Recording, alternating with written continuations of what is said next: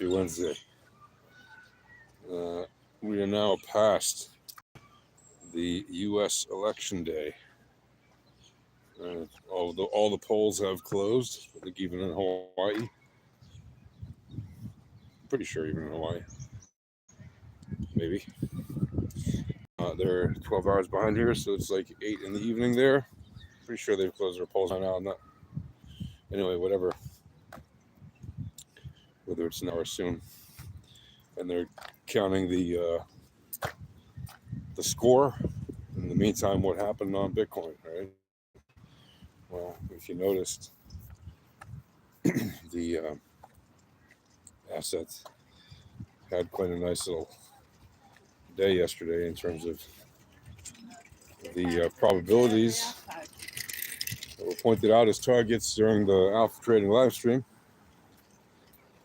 And after that, after those initial targets were hit, even during the live stream, the asset proceeded to follow the steps. And right around the time that people were getting excited about polls, whether they voted one side or the other, we started to see the asset following the VEPs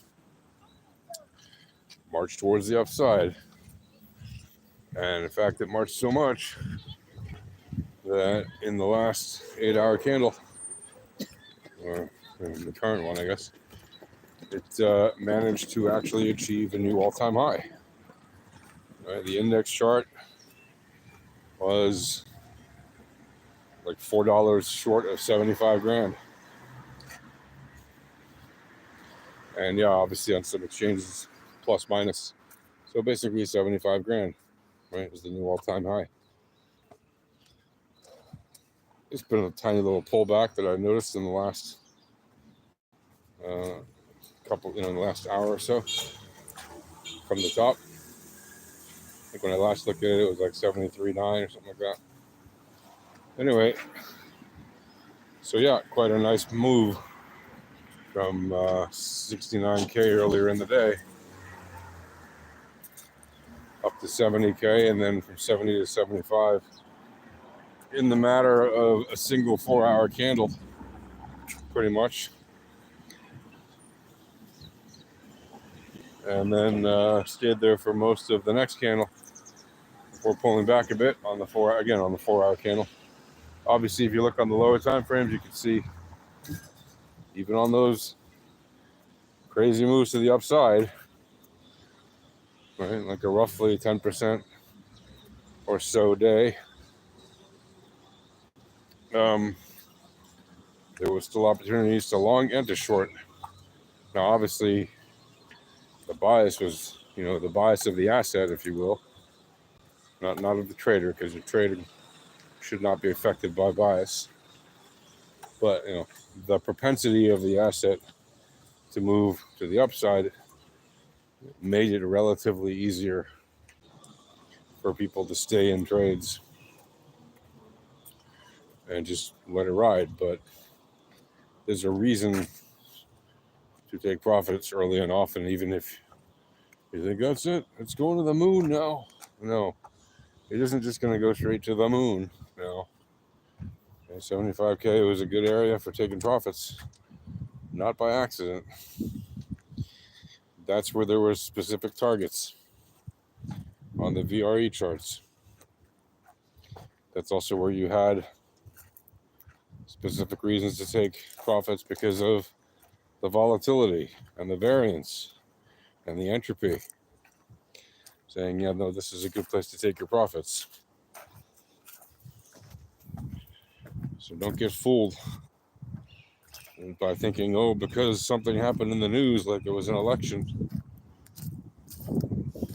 because my team won or my team lost, now Bitcoin's going to go to the moon, or that's not how it works. Yeah, I jokingly put in make all-time highs great again, because the acronym for make ATH great again is obviously MAGA. So I just figured I'd have a bit of fun with that. It doesn't indicate to you how I voted, by the way. Now, don't reveal how I voted. Maybe I voted for MAGA. Maybe I voted not for MAGA. Maybe I voted for something else. Who knows? But that's irrelevant, right? I don't share my personal votes or lack thereof on my channel. It's a private election for a reason. Secret ballots are secret ballots for a reason. And to me, that's a sacred fact, right? People have the right to vote, and people have the right to keep their votes secret. To me, that's important.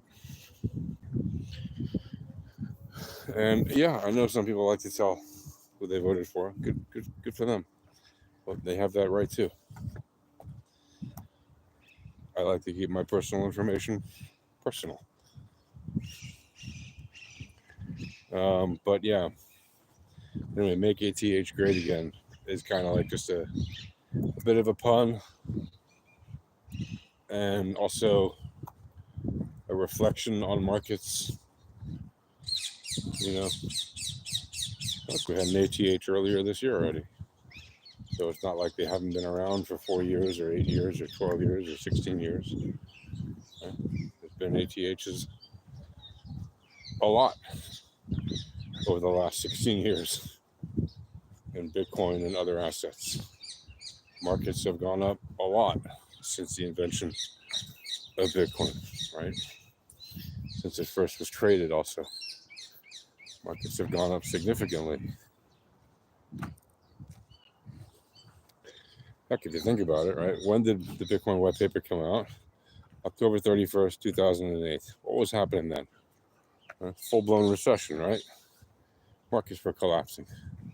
What happened in January 2009 when the Bitcoin network went live? America was still in the throes of that recession, right? Big time. And what happened since then? The American market, the American economy came roaring back over a period of two years. It recovered from that recession officially. Now, I would still argue there's still people today living with the consequences of that recession. Absolutely, there are. But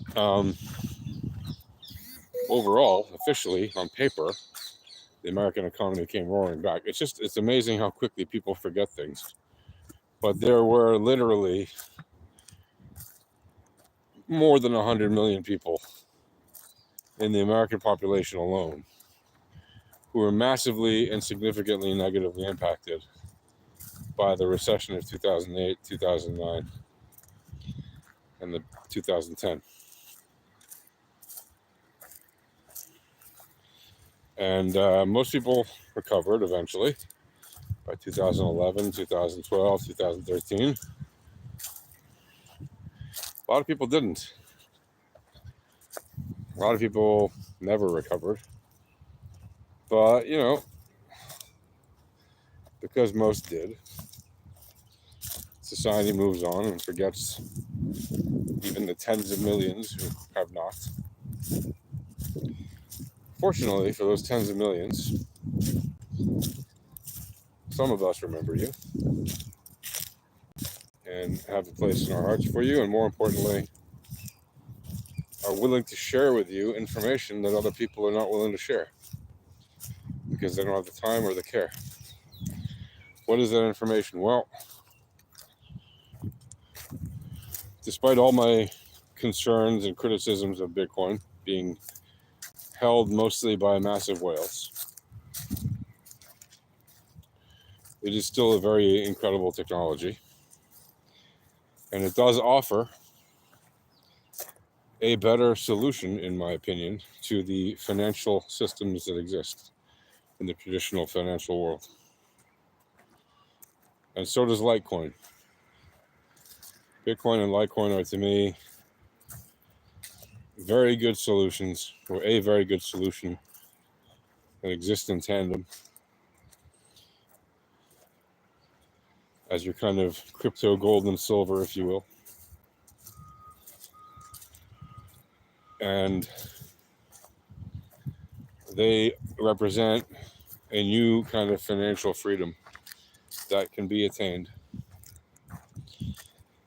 if you do, in fact, read like the Bitcoin white paper and familiarize yourself with Bitcoin and the difference between Bitcoin and Litecoin, and understand how crypto works, understand what it means to be your own bank, understand what it means to not give custody of your assets to some third party like of another bank, right? All this kind of stuff, the risks involved with that, the rewards involved with that, like the freedom to move your assets around without any impedance, without any third party getting in the way, as long as you have control of your seed phrase, right?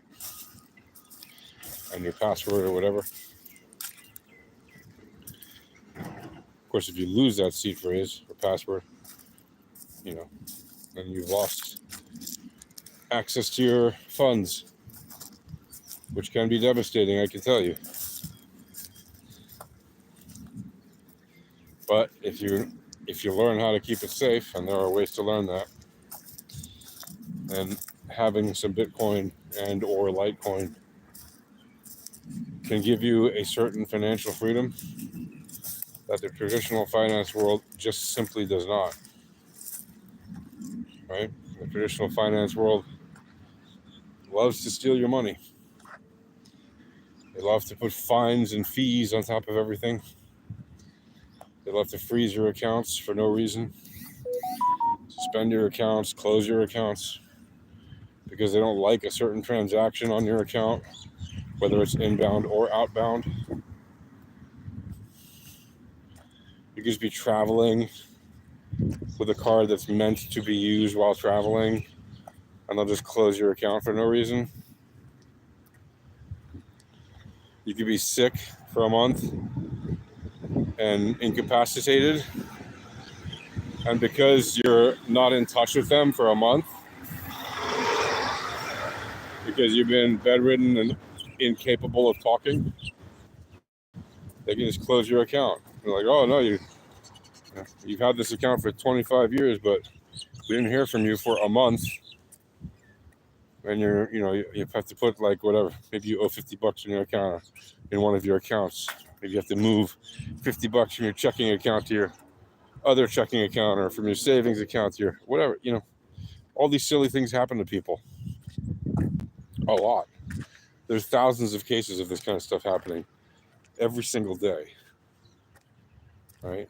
Around the world. So when you think about how many bank accounts get shut down every day,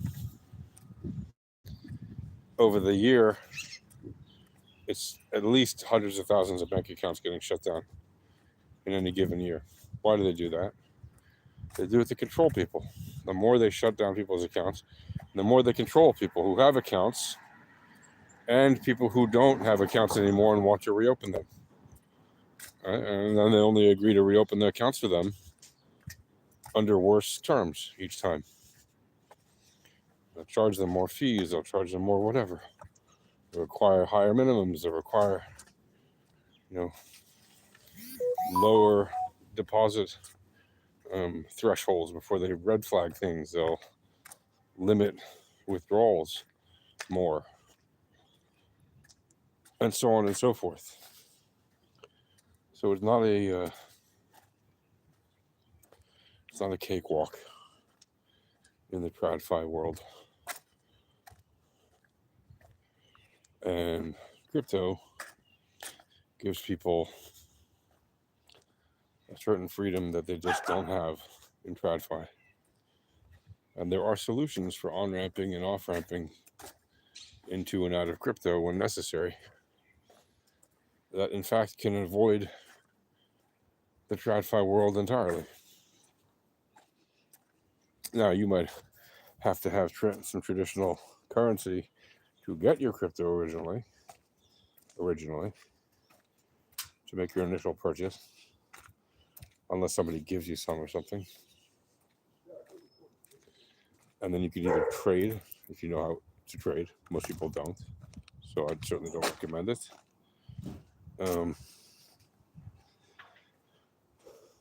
although it's certainly a very doable thing if you know anything about what I talk about in trading. You can invest, you can buy in a regular amount once a week, once a month, once a whenever. You can buy daily if you want. Just buy the same amount every time that you buy. It's called dollar cost averaging, right? People do that. And that certainly is a possibility.